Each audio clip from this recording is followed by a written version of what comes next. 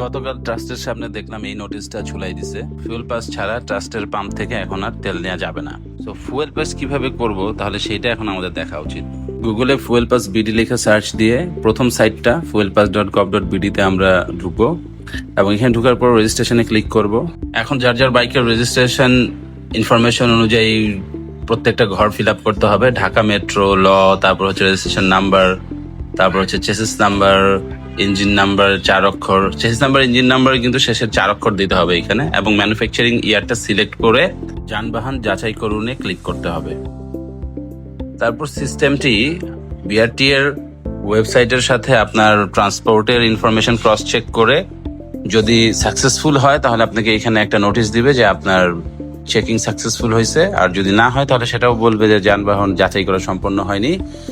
এবং সাকসেসফুল হলে আপনি এরকম একটা স্ক্রিনে আপনাকে নিয়ে যাবে এবং সেখানে মোবাইল নাম্বার দিয়ে আপনি ওটিপি পাঠানে প্রেস করতে হবে। ওটিপি পাঠানে প্রেস করার পরে মোবাইলে যে ওটিপিটা আসবে সেই ওটিপিটা এখানে এন্টার করে ওটিপি যাচাই করুন বাটনটিতে প্রেস করলে সিস্টেম আপনাকে নতুন আরেকটি স্ক্রিনে নিয়ে যাবে।